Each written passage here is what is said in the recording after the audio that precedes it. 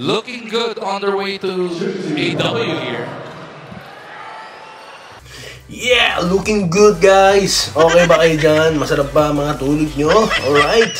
So mga hindi pa natutulog, ito na si Doy TV ha, ang channel na totoo. Alright. So ano kung gusto nyo pag-usapan? May thumbnail pumunta kayo rito. Yan ang ating pag-uusapan. Ang deep analysis no ni Doy TV. Alright. Paano tinalo na Ginebra ang NLEX at mga pa-shoutout. Bago po yan. Magpapasalamat muna si Doy TV sa mga solid subscribers at followers nito. 18K po ha. Maraming salamat po sa inyong lahat. Alright. So yan po. Sa mga hindi pa nagsasubscribe, pindot na guys no. Road to 19,000 na po ang Doy TV Sports. Maraming salamat po. Muli. Alright. Dito na tayo guys no. Looking good. Malupit po. Pati cameraman ganado. Alright. So, well, syempre ang focus na doon si Coach Tim Con, no? Yung mindset. Alright. Kung mapapansin nyo po, no? Okay. Ako po, pinanood ko yung mga anggulo, ha? Syempre, kasama na yun, no? I mean, si Boss Al Francis Chua, kita nyo, di ba?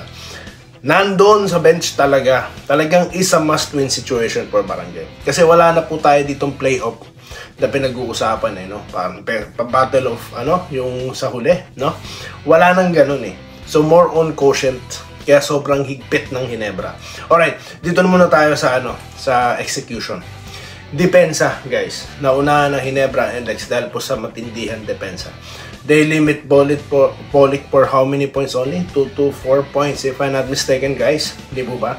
Nakita nyo kung paano talaga siya ginawardyahan ng import stopper na si Stephen Holt.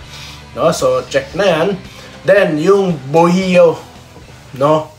Nakita nyo po kung paano rin po siya depensahan. No? So, hindi siya binibigyan ng pagkakataon sa perimeter shot. No? Talaga pong well-guarded. Talagang skills niya lang ang naging puhunan niya para siya lang makapuntos. Ano po? Alright? Tapos, bagamat mahigpit po ang depensa ng Ginebra, no, or hindi po nagpapasok no, yung mga points ng NLEX, which is yun lang po naging problema nila sa first quarter. Pero kung nagpapasok yun guys, dikdikan labanan to. Kasi pinakita nila yung latter part no, ng first quarter, humigpit po ang depensa nila. Simula half court, di ba? Pagbaba pa lang ng bola or ibababa pa lang, mahigpit na, no? Pagka po talaga magandang depensa mo, nandun na yung opensa. Kaya nakita nyo po yung Cyrus Torres, no? Yung Luka Doncic, ha? Malupit itong NLEX, Meron ng Silent De Ocampo, meron pang Luka Doncic, ha? Doncics. 4-pointer ba or 5? If I'm not mistaken again, guys, no? Siya po ang nagdikit, no? Bumaba for how many points? Around, basta single digit, di po ba? Pero then again, nakita po ng Ginebra ang disadvantage po sa ilalim, no? Kay Japet Aguilar na only score how many points?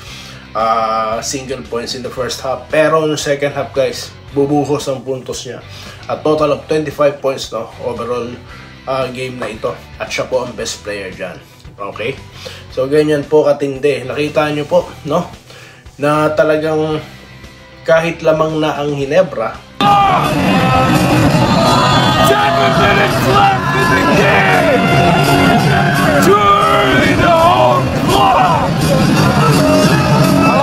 Talagang mahigpit si Coach Tim Con dahil nabanggit ko na kanina, quotient situation po. Pinaliwanag po yan ng mga commentators. Kaya maganda po talaga na yung commentator talagang nagbibigay din ng insight, no?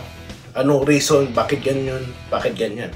Mapapansin nyo po si Steele, no? Huli na siya ipinasok. Tapos, kung mapapansin nyo si Raymond Aguilar ang pinasok, po. But then again, nung sumunod na quarter na, nakita ni Coach Tim Con na mas qualified sa loob. Itong si Ralph Koo. Kaya siya yung pinasok dahil niya basketball IQ, no? So, nakita naman natin, nagpasiklab. No, kung sino si Ralph Koo, siya pa rin po nung pinakita niya. Alright? So, Abarrientos, hindi po malaki ang puntos. Okay? He's from off the bench. Hindi natin masisisi doon si Coach Tim. Bakit? yung nilagay niya sa bench, ito pong si Gray, halos walang in-score, di po ba? Pero pag siya yung nagpe-first 5, yun, malaki po ang ano niya, nagiging ampag niya. Ano po? Alright?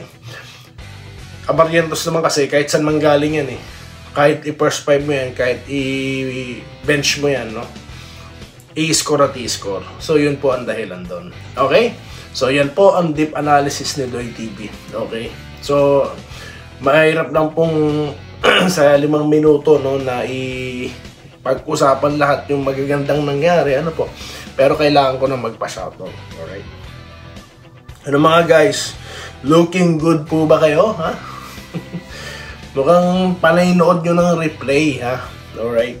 Naiintindihan ko kayo. Dito po tayo sa mga nagpa-shoutout po sa ating huling content, no? Yung aking intro voice no more. Si Kerubin Pagtakhan, pa-shoutout bossing Sir Doy, ano masasabi mo sa trade rights bet Parks and Malonzo? Hindi na po masama yun, no? Actually, noon ko pa napag-usapan yun, guys, no? Noon pa. I agree, no? Okay naman po yun. Pero okay din ako kung possible rookie, no? Pero tignan po natin, no? Pabor po ako dyan, sir. Okay po yan, no? $2 Boss Doy, salamat sa pagbigay pansin sa akin. 2023, nung pa ako subscriber, halos kakabalik mo pa lang bilang isang vlogger ng Dolor Eduardo. Talaga, kaya po pala yun. Salamat po, sir, ha? Naku po, biro nyo. 2023 pa pala si sir. Salamat po, sir. Okay. Ngayon, pinili ko na lang ang maging silent viewer mo bilang pagbibigay. Yun nga po eh. Maraming salamat po, Budo Laramaro, no? Maraming salamat po, no? Okay. Mabuhay po kayo, sir. Dapat ganyan po, mapagbigay ang lahat. No? Kapag may ganyan po, ha, may iwasan ang lahat ng hindi pagkakaunawaan. Kung magbibigay ka. No? Salamat po, sir. Pero kung sino nagbibigay, siya pa yung napapansin. No? Siya pa yung, alam mo yun, basta, maraming magagandang bagay po na yan. Okay? Good day po, Doy TV mamaya na. Yes, nanalo po, Sir Alejandro Johnson. Alright, dito po tayo kay Sir Joseph Pineda. Okay? Okay lang po, sir. Habang nagko-comment kayo, basahin natin yan. No? 18K na, road to 19K. Tama po, may tinatagong alas ng NLEX, pero sigurado malalasing. Nalasing po. So, yun po, no? Na-check po ng Hinebra yung ating, alam nyo yun, yung mga ating prediction dito, no? Yung ating, tawag dito, mga diskarte, paano manalo, no? Talaga pong well scouted po ang NLEX kanina. Kaya talagang hirap sila, no? Hindi lang maganda start nila, pero siguro si Ramirez hindi masyado, no? Tapos yung highlight doon, yung kanilang first round pick, no? 29 overall ata yun, si Kapulong, no? Maganda rin po ang nilaro, no? Okay? Good for his first game ever in the PBA. Okay? So mukhang nako, Sir Ramirez, mukhang meron ka ng kakompetensya sa minuto. Okay? Mala Joel Dualan ng size nito eh, no? 20, mala Pacquiao eh. Anyway, Minerva Java kay Ma'am, lahat ng shooters na Hinebra naway pumutok, yun po. Si Holt, pumutok, no? Yan sinasabi natin eh. Vincent Nava, good day. Good luck, Hinebra. Ayan, nanalo po. Carlito Bolima, ayan po ang ating kababayan. Doon tayo kay Sir Wenceslao Hapon. Okay, good evening. Malapit na laban. Yes, no? Nanalo na dyan ng barangay. Robert Quijano. Okay, Roberto. Speaking of Roberto, ito po si Sir Robert Quijano. Good game, idol. Tama po kayo, nanalo. Kaya daw po. Joel Bentino, tama rin kayo. Roderick Rodriguez. Kayang manalo ng Hinebra laban sa NLEX, basta pigilan o limitahan lamang sila block. Alas at Bahio. Ginawa na po ng Hinebra, no? Well scouted, check, malaking check. Sana may Archie Makira. Sinuwerte si Holt. Pasok ang mga, hindi, maganda rin naman kasi guys yung execution, no? Give credit to that, no? Tsaka yung hesitation. Isa pa palang napansin ni Doy TV dyan, yung aggressiveness nila, no? Binilisan po nila yung laro, no? Yan po yung isa din sa mga sa mga nakita ko, okay? Binilisan nila yung laro. Alright? Shameful you, King Kong. You should quit Hinebra team as coach. You are such, ano ba to? always favoritism. Si ano yata to? Robert Dille, no? Sino po ba to? Tignan nyo po, no? Sa mga bumabanat po dito. Mamaya may special content ako about Coach Tim ko, no? Salamat Sir Robert Dille sa inyong comment, no? Nakaisip po ako ng content dahil sa comment na ito. In-screenshot ko lang po para hindi ko makalimutan, no? Sabi ko sa inyo sa mga subscribers din po ako or commenters din ako kumukuha ng content, no? Okay. Parang medyo may doubt na din ako idol sa nangyayari sa team natin. Pero hopefully hindi naman mag-tanking in ever. Nilagay ko lang yun guys, pero I don't believe they're tanking. No? Titignan ko lang kung marami akong makiklickbait. Yung mga galit na fans, baka makaklickbait ko. Tsaka yung mga hater ng Ginebra, baka makaklickbait ko. No? Baka mapapasok sila, makapanood sila. No? Kasi ayoko naman mag-clickbait ng na si Slaughter sa Ginebra na daw, no? Wala naman ganun. So, ibang clickbait ang ginagawa ko. Alright, Robert Dille ulit. You should give a chance for other guy, not always in the bench like Adrian Mariano, Paul Garcia, and other guys you thrown out. There is a lot of talent, but you always keep in bench as bench warmer. Tama po kayo dyan, sir. Kaya, mapapansin nyo, no? Yan po ang anong tawag dyan? Yung criticism po na para sa akin, positive yan. Alright? Shoutout po kay Ma'am Irene Quilles, no? Alright? Kay Sir Ramil Raimundo. Okay, nagpauso ng Cupidoy. Ramil Gonzaga na hindi na yata nagko-comment. Nanonood pa si Sir Ramil Gonzaga? Baka busy din, no? Alright?